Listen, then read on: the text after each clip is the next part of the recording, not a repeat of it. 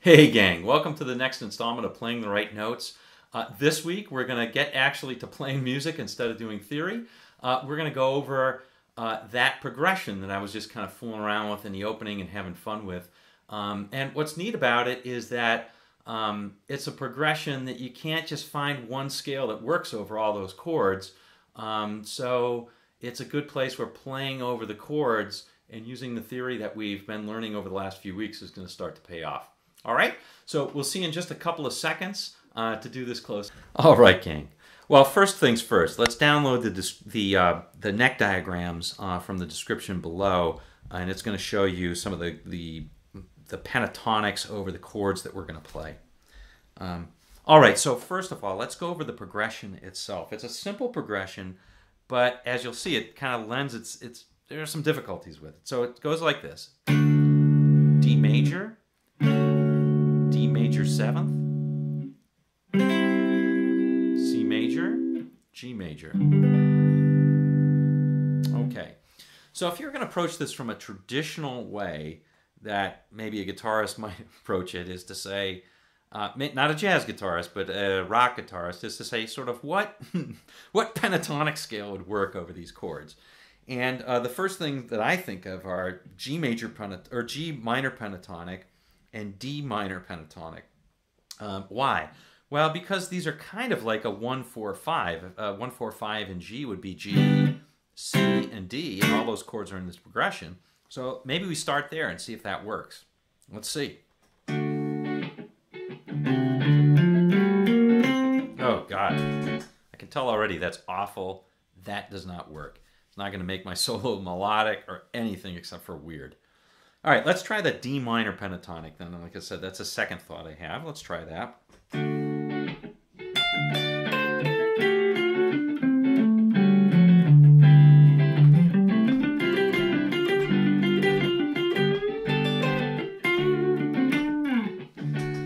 Well, you know, it wasn't too bad over the last two chords, but over the first two, it just wasn't cutting it. There were too many avoid notes, and it sounded just a little too...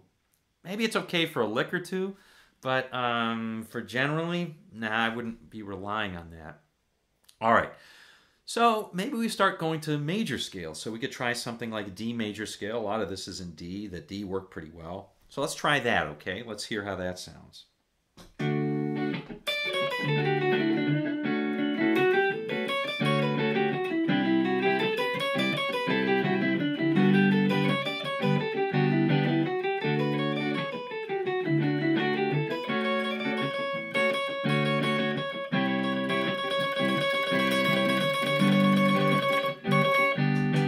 Okay, I was staying on that note for a reason, not to annoy you, but because that's a key note.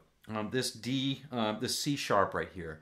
The C sharp is a key note. It's not working. It works great over the first two chords if you listen.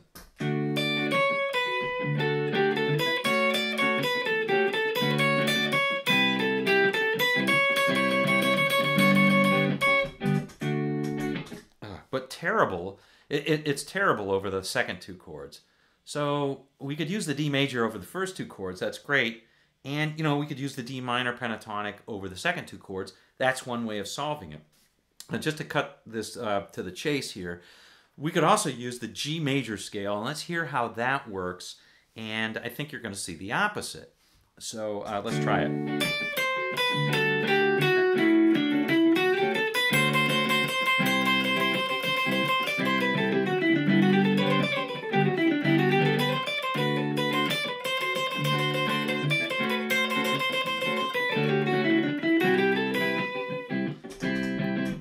Okay, so the point is that the C, this note right here, this C, which is in the G major scale, isn't working over the first two chords, but it works beautifully over the second two chords.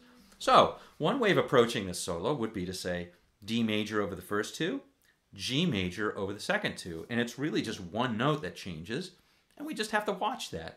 You know, that's pretty well, that's done pretty well, but I think you do pretty well using that. But I want to show you another approach using what we've been doing, and that would be starting from the chords themselves. So if we examine the chords, and we're going to only examine them on the 4, 3, and 2 positions, so we can line up with our major and minor caged chords that we had before. So let's take a look at the first chord, D. Well, that's pretty straightforward. That's a D chord. I can play it in any position I want, but anyway, a D chord, there we go. Here's the next one, D major 7th.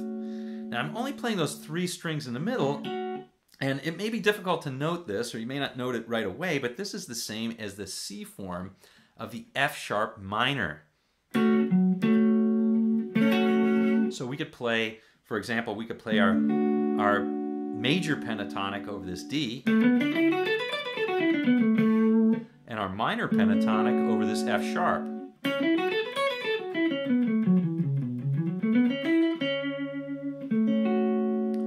Now our C, and I could play the C here or here, but I'm going to play it right here for now. And our G.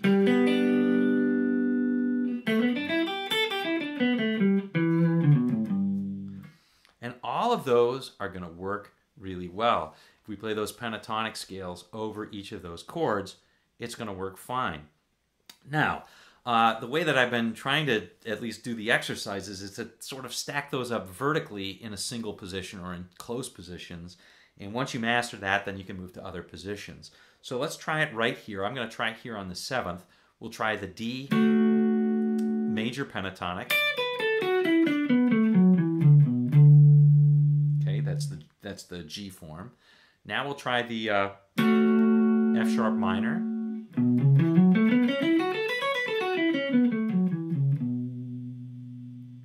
Okay.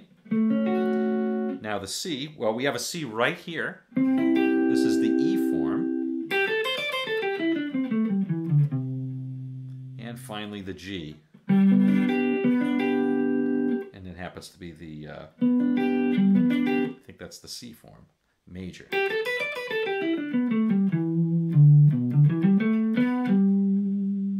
All right, now let's just play it slowly, each of those forms, to show that this is going to work as we play it over, and you know, using that as well as the chords themselves, you can put together quite a melodic solo, you know, sort of like I did in the beginning. Although I will admit to using a number of major scale patterns in there, and not just the pentatonics. But anyway, here we go. Let me try doing this, okay?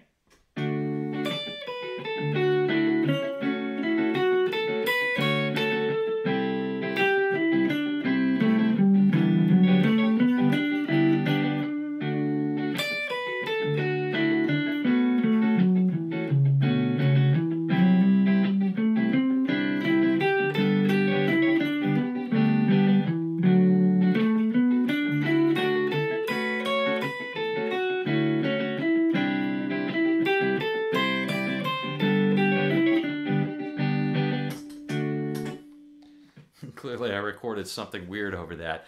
I'm getting a couple of weird sounds. But anyway, you can hear that those pentatonics are really working. And so the question is, you know, getting them onto your fingers. Now I think probably what you're thinking is, oh my God, do I have to make all those changes for all the chords?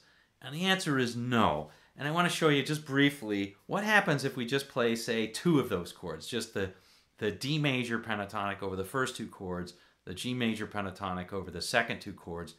How does that do for us? And it turns out it does pretty well. And we could do that here, we could do that wherever.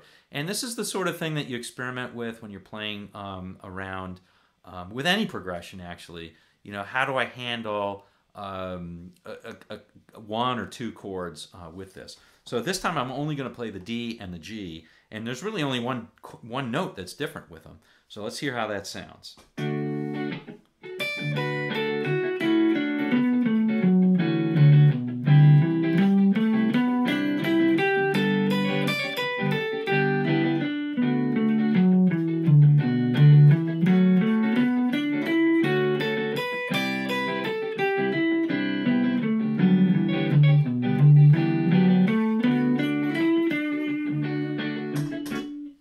All right, so so I think that's pretty good, and you can see that all of those are relatively safe notes, and some of them are very, very strong notes.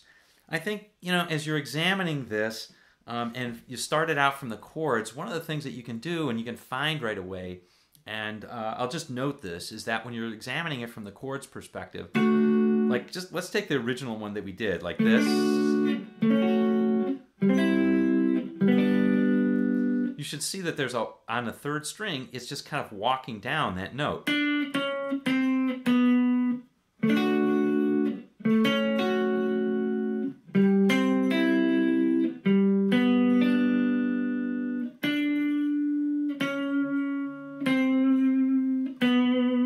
So anything you can do when you're soloing to kind of get that line in there is helpful, like playing the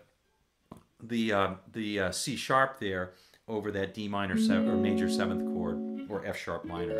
So, or you can just play the chords themselves over those notes once in a while instead of playing the pentatonics. And that sounds terrific because all of those notes are going to be strong notes. All right. Well, I hope you enjoyed this one, gang, and I hope it helped a little bit. We'll continue doing progressions, and we'll do them a little more in depth with some practice on that, on those progressions. But until then, give this progression a whirl. It's actually pretty simple but it does require a key change, and so it requires you to be thinking about making maybe not just one scale, but actually what those chord changes are. So it's a nice little movement into where we're going, I think. All right, see you on down the road.